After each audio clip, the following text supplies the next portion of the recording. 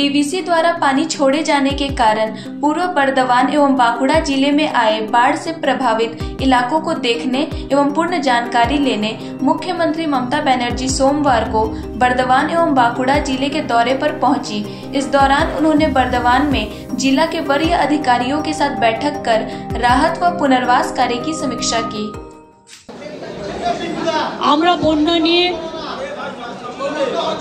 বন্যা পরিস্থিতি নিয়ে বর্ধমান জেলায় আমার সাথে চিফ সেক্রেটারি এবং অন্যান্য important department related to flood affected area সবাই ছিলেন।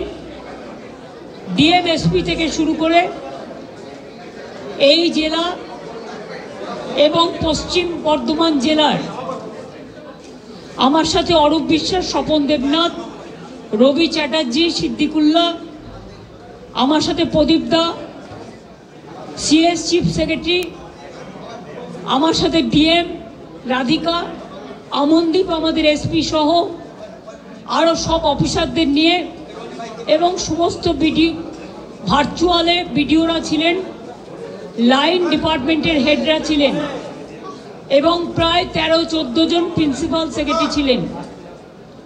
অল এমএলএ প্রেজেন্ট ছিলেন, জেলা পরিষদ ছিলেন, পঞ্চায়েত সমিতি ছিল, মিউনিসিপ্যালিটি চেয়ারম্যানরা ছিলেন, এমপিরা ছিলেন, কীর্তি আজাদ এবং শর্মিলা।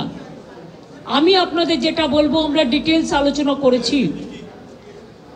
বন্যা কবলিত পরিস্থিতিতে আরও প্রোঅ্যাক্টিভ হয়ে অফিসারদের কাজ করার জন্য এবং আমাদের যারা আছেন সকলকেই নিচু স্তরে কাজ করবার জন্য বলা হয়েছে। আবার বর্ষা আসছে, এই 2-3 দিন বঙ্গোপসাগরে দুটো ঘূর্ণিবর্ত তৈরি হয়েছে, ফলে প্রচণ্ড বৃষ্টি হচ্ছে এবং কিছু জেলায় বৃষ্টি হবে। যাদের জায়গাগুলো ইতিমধ্যেই জলে ঢেকে আছে, নতুন করে যদি বর্ষা হয় আর সেই বর্ষার জল যদি আবার আসে এবং ডিভিসি যদি আবার জল ছাড়ে, তাহলে কিন্তু জলের ওপর জল প্লাবিত হবে।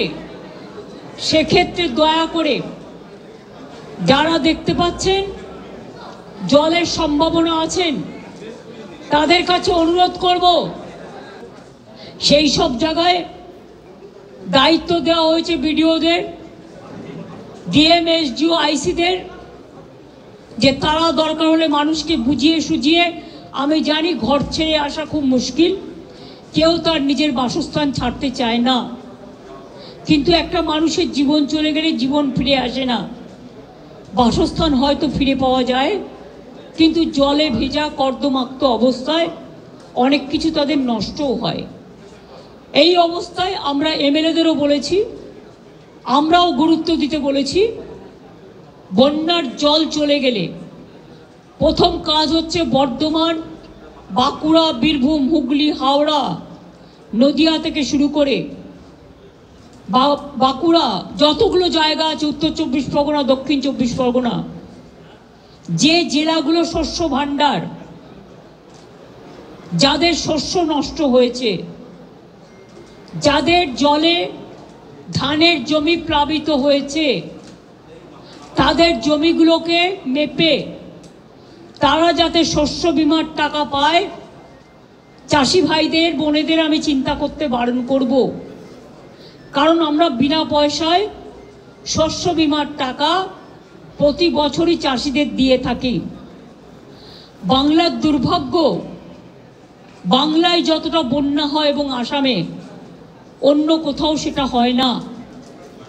কারণ বাংলা হচ্ছে নদী মাতৃকার দেশ, নদী, পুকুর, সমুদ্রে ঘেরা, ফলে আমাদের বাংলার অবস্থানটা ঠিক নৌকার মতো, প্রচণ্ড জল জমে যায় একটুতেই। আর ঝাড়খণ্ডে বৃষ্টি হলেই আমাদের চিন্তা হয়, জলটা ছেড়ে দেয় নিজেদের বাঁচাতে টোটাল বাংলার ওপরে। ফরাক্কায় যখন জল প্লাবিত হয় দীর্ঘদিন ড্রেজিং না করার ফলে, জলটা ছেড়ে দেয় গঙ্গার ইরোশনের ফলেও মালদা মুর্শিদাবাদ যখন প্লাবিত হয়, বিহারেরও কিছুটা অংশ প্লাবিত হয়, কিন্তু বিহার তখন বাঁধ কেটে দিয়ে জলটা বাংলায় ঢুকিয়ে দেয়। Ganga action plan, ফ্ল্যাড control, DVC তিনটেই কেন্দ্রীয় সরকারের আমলে, মানে অন্তরে মানে ওদের অধীনে, কিন্তু আজ পর্যন্ত কোনো কাজ তারা না করার ফলে লক্ষ লক্ষ মানুষের ঘর ডুবে যাচ্ছে, কৃষিক্ষেত্র ডুবে যাচ্ছে, শস্যক্ষেত্রে ডুবে যাচ্ছে। ইলেকশনে যে টাকাটা আমরা খরচ করি, আমি সব রাজনৈতিক দলকে বলবো, বড় বড় বিল্ডিং বানিয়ে, নিজেদের মূর্তি বানিয়ে যে টাকাটা আপনারা খরচ করেন, দয়া করে কেন্দ্রীয় সরকার তার 1/4 যদি আমরা পাই, আমরা Ganga action plan, flood control সিচুয়েশনটা আরো ভালো করে করতে পারি। আমাদের সরকার আগে তো কেউ খবরই রাখতো না, এখন তো আমরা মনিটরিং করি 24/7।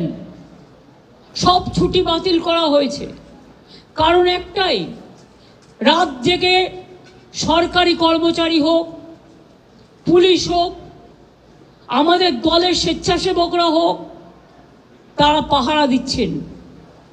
সব বিডিও আইসির ওখানে মাইক্রোফোন রাখার ব্যবস্থা করা হয়েছে। সমস্ত রিলিফ ক্যাম্প বিভিন্ন জায়গায়, আশেপাশে যদি জল জমে সেখানে তুলে আনার জন্য বলা হয়েছে রিলিফ শেল্টার। আমরা ফ্লাড শেল্টার অনেকগুলো তৈরি করেছি, কিন্তু তাতেও বাঁধ ভাঙছে না। বাঁধ ভাঙছে জলের পর জলের প্লাবনে। দরকার হলে পুজোর ছুটি আসছে, স্কুলগুলো ছুটি হয়ে যাবে, এবং এই সব জায়গাগুলোতে যাতে আমরা কাজে লাগাতে পারি, মানুষকে আগে প্রাণ দিয়ে সেটা আমাদের দেখতে হবে। জলের যাতে খামতি না হয়, মানে খাবার জলের, পিএইচইকে বলে দেওয়া হয়েছে, পিডব্লিউডিকে বলা হয়েছে যে রাস্তাগুলো ভেঙেছে টোটাল সার্ভে করতে। পঞ্চায়েত ডিপার্টমেন্টকে বলা হয়েছে ডিসেম্বর মাসে যে 11 লক্ষ মাটির বাড়ির টাকা রাজ্য সরকার ছাড়বে পাকা বাড়ি করবার জন্য, অর্ধেক টাকা প্রথম কিস্তিতে আর অর্ধেক টাকা দ্বিতীয় কিস্তিতে দেওয়া হয়। অর্ধেক কিস্তির টাকা আমরা ডিসেম্বরে ছাড়ব। জল কমে গেলেই পঞ্চায়েত ডিপার্টমেন্ট সার্ভে করে নেবে এই 11 লক্ষ মানুষের বাড়ি। তাছাড়াও মাইনরিটি ডিপার্টমেন্ট থেকে 65,000 বাড়ি তৈরি করে দেওয়া হচ্ছে ডেস্টিটিউটদের জন্য। সেই সংখ্যাটা যদি ওই লিস্টে থাকে, তাহলে অটোমেটিক্যালি সেই সংখ্যাটা এই লিস্টে যুক্ত হবে। অর্থাৎ যাদের বাড়ি, মাটির বাড়ি ভেঙে গেছে, ধসে গেছে, অথচ লিস্টে নেই, তাদেরও আমার মনে হয় যে বাড়িগুলো আছে সার্ভে করে দেখুক, কারণ তাদের আমাদের প্রায়োরিটি দিতে হবে। আমরা 50 লক্ষ বাড়ি বাংলায় পাকা বাড়ি তৈরি করে দিয়েছি এই 13 বছরে, কিন্তু এখনও মাটির বাড়ি গ্রাম অঞ্চল, আমাদের তো গ্রাম অধ্যুষিত বাংলা, এখনও 50 লক্ষর মতো বাকি আছে। সেক্ষেত্রে যে বাড়িগুলো একেবারে ধ্বংস হয়ে গেছে এবং অর্ধেক ধ্বংস হয়ে গেছে, সেই বাড়িগুলোরও একটা লিস্ট করতে বলা হয়েছে। ইতিমধ্যে অনেক বাড়ি হয়তো 11 লক্ষ লিস্টে আছে, যেটা নেই সেটা আমরা চেষ্টা করবে আরও কিছু বাড়িয়ে তাদের লিস্টে যতটা সম্ভব, যাদের একমাত্র ভরসা তাদের মাটির বাড়ি, তাদেরটা দেখে দেওয়া যতটা পারবো, টাকা যতটা পারমিট করবে। যতক্ষণ না হচ্ছে ততক্ষণ এক একটা বাড়িকে 3টে করে তিরপল দিতে বলা হয়েছে যাদের বাড়ি ভেঙে গেছে। খাওয়া দাওয়া, রিলিফ, এবং আপনারা এই প্রথম দেখেছেন, আগেও করেছি আমরা, সরকার থেকে যেমন রিলিফ দেওয়া হচ্ছে, জিআর চলবে যতক্ষণ স্বাভাবিক পরিস্থিতি না হচ্ছে। পুলিশও নিজের পক্ষ থেকে অনেক জায়গায় কমিউনিটি কিচেন করে করে তারা খাবার পৌঁছচ্ছে। আমিও আমাদের পক্ষ থেকে, আমার দলের পক্ষ থেকে 10 গাড়ি খাবার কার পুলিশকে 10 ট্রাক দিয়েছি, আমাকে সহকর্মীরা দিয়েছিলেন। এছাড়াও সব জেলায় যেখানে যেখানে বন্যা হয়েছে আমরা সাধ্যমতো ড্রাই প্যাকেট করে দিচ্ছি। এক একটা জেলায় হয়তো সাবজেক্ট একটা দুটো চেঞ্জ হতে পারে, কাউকে 5 কেজি চাল, কাউকে 5 কেজি মুড়ি, ডাল, আলু, হাফ কেজি করে সর্ষের তেল, কোথাও সোয়াবিন, কোথাও বিস্কুট, কোথাও চা, এই দুধ বাচ্চাদের, এছাড়াও ডাল বলুন, যা প্রয়োজন মানে মানুষের ইমিডিয়েট, সেই ড্রাই প্যাকেটও আমরা দিচ্ছি এবং পরিবার অনুযায়ী এটা অলরেডি আমরা দিয়েছি বন্যা এফেক্টেড এলাকাগুলোতে। আবার যদি অন্যান্য জায়গায় বন্যা হয় কন্টিনিউ করে, তখন আবার দেয়া হবে। মানুষ যেন এটা না ভাবে যে আমরা বিপদে পড়ে আছি। বিপদে তো তারা নিশ্চয়ই পড়ে আছেন, তাদের দুর্যোগ কেটে যাক, তাদের দুর্ভোগ কেটে যাক, মায়ের কাছে আমরা এটাই প্রার্থনা করি। সব মানুষ, আমি সব ধর্ম বর্ণ সম্প্রদায় সবাইকে বলবো, নিজে একখানা রুটি খেলে আধখানা ভাগ করে দিন, কেউ যেন বঞ্চিত না হয়, এদিকে আমাদের নজরটা রাখতে হবে। আমি এমএলএরও তো বলেছি, এমএলএ যে কোটার টাকা আছে তাই দিয়ে তারা রাস্তাগুলো গ্রামীণ যতটা পারবেন করুন। আমি এমপিদের কাছেও রিকোয়েস্ট করব, আমাদের এমপি যারা, তাদের টাকা দিয়েও তারা রাস্তাগুলো করুন, বিশেষ করে গ্রামীণ রাস্তাগুলো করুন।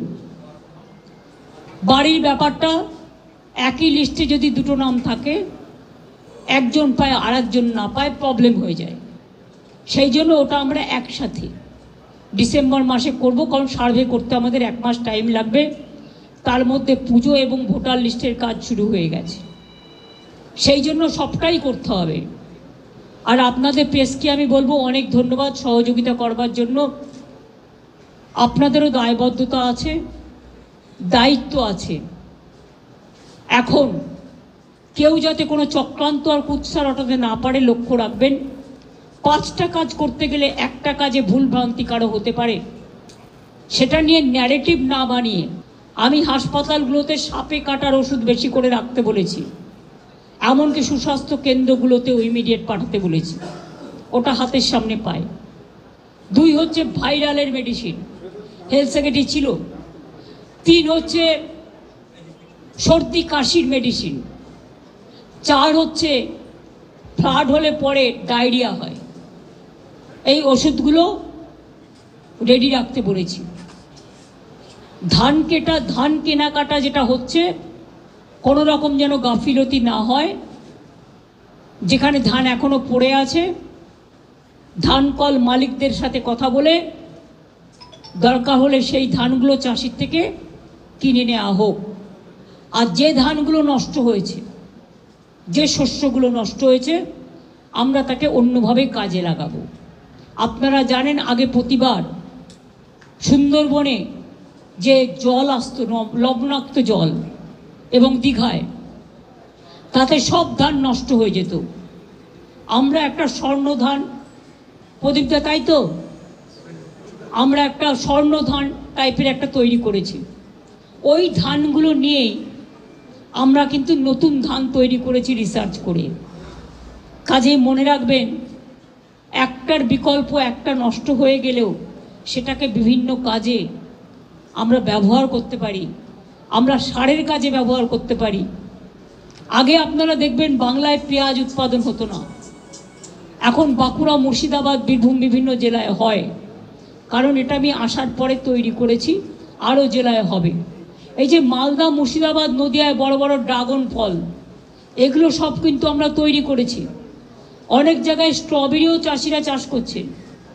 তাছাড়াও মনে রাখবেন, আগে ইলিশ মাছ আমাদের এখানে হতো না, কিন্তু আমরা আসার পর 2013 সালে ডায়মন্ড হারবারে একটা ইলিশ মাছের রিসার্চ সেন্টার তৈরি করে আজ কিন্তু আমাদের কোলাঘাট বলুন, ডায়মন্ড হারবার বলুন, অন্যান্য কাকদ্বীপ বলুন, নামখানা বলুন, দীঘা বলুন, প্রচুর ইলিশ মাছ হয়। তার কারণ একটাই, এগুলো করা হচ্ছে। ডিমও আমরা সবটাই আনতাম প্রায় হায়দ্রাবাদ থেকে। আমরা এই বছর ডিসেম্বরের মধ্যে ডিমে সেলফ সাফিসিয়েন্ট হয়ে যাব। মাছটা বাকি আছে, তার কারণ একটা মাছ বড় হতে 2 বছর লাগে। প্রায় 700 ফার্মে মাছ তৈরির কাজও চলছে। জল ধরো পুকুর কাটি, মনে রাখবেন অনেকটা জল কিন্তু 5 লক্ষের ওপর পুকুর কেটেছি আমরা, তাতে অনেকটা জল কিন্তু ভরেছে। তা নাহলে আরও বন্যা হতো, আরও আসতো। তারপরে আমরা একটা লোয়ার দামোদর বেসিন প্রকল্প আমরা একটা করছি, তাতে অনেক জায়গা বেঁচে গেছে। এখনো যেটুকু কাজ বাকি আছে করে ফেলতে হবে, 3 বছর হয়ে গেছে। আমরা ঘাটাল মাস্টার প্ল্যানের কাজ 400 কোটি টাকা অলরেডি দেওয়া হয়েছে বিভিন্ন কাজে, এবং ডিপিআর তৈরি করা হচ্ছে। 3 বছর টাইম লাগবে টোটাল কাজটা করতে, কারণ এগুলো খুব সিরিয়াস কাজ। তার মধ্যে 6 মাস চলে যায় বর্ষায়। বর্ষাকালে কিছু করলে কনস্ট্রাকশনের কাজ, জলের টাকাটা চলে যায়। এটা দীর্ঘদিন সেন্ট্রাল গভর্নমেন্টের কাছে পড়ে আছে, আজ পর্যন্ত ওরা করেনি। এটা আমরা করব। তাছাড়াও অনেক জায়গায় বাঁধ ভেঙেছে। মালদার ভূতনি চকে অলরেডি ব্রিজের ডিপিআর তৈরি হয়ে গেছে, কাজ চলছিল। এই বৃষ্টিতে হয়তো একটু ধাক্কা খাবে। পাওয়ার ডিপার্টমেন্টকেও বলা হয়েছে, আপনাদেরও বলছি, যেখানে বন্যা বা জল জমবে দয়া করে এসি মেশিনটা, অবশ্য কম লোকেরই আছে জেলায়, এবং টিভিটা কিছুক্ষণের জন্য বন্ধ রাখবেন, যাতে কোনো ইলেকট্রিফিকেশন না হতে পারে, ইলেকট্রিকিউট হয়ে কি কোনো দুর্ঘটনা না ঘটতে পারে। আর ফোনের নেটটাও কোথাও কোথাও স্লো হয়ে যায় বিকজ অফ দিস। এটা নিয়ে চিন্তা করবেন না। জলে যদি কাজ করতে যায় বিদ্যুতের, সে মারা যেতে পারে। যে বিদ্যুতের কর্মীটা কাজ করছে সেও তো আমাদের একজন কর্মী। তাই জলে জীবন বাঁচিয়ে তারপরে বিদ্যুতের কাজগুলো রেস্টোর করার কথা বলা হয়েছে। অনেক জায়গায় হয়েছে, 100% হয়েও যাবে, কিন্তু আবার হয়ে গেছে অলরেডি বর্ধমানে। কিন্তু এখনও যেহেতু আবার বৃষ্টি আসছে, কাজে আবার হতে পারে, এগুলো দেখে রাখতে হবে। এছাড়াও ডিবিসি নিয়ে আমরা বলেছিলাম, আমরা আমাদের শেয়ার উইথড্র করছি। আমি প্রধানমন্ত্রীকে চিঠি লিখেছি। 2 হচ্ছে, আমাদের 2 জন মেম্বার ছিল, কিন্তু তাদের কোনো কিছু জানানো হতো না। পাওয়ার ডিপার্টমেন্টের সেক্রেটারি শান্তনু বোস ছিলেন, তিনি রিজাইন করে দিয়েছেন as a director from DBC. আর 2 হচ্ছে, একজন ইঞ্জিনিয়ার ছিলেন আমাদের ইরিগেশন ডিপার্টমেন্ট থেকে, তিনিও রিজাইন করে দিয়েছেন। কারণ এটা বারবার বলে যখন কাজ হয় না, তখন কাজের মধ্যে দিয়ে কাজ খুঁজে বাংলাকে বাঁচাতে হয়। বাংলার এই বঞ্চনা আমরা মানব না, আমরা মানব না, মানব না, এর উত্তর মানুষ দেবে।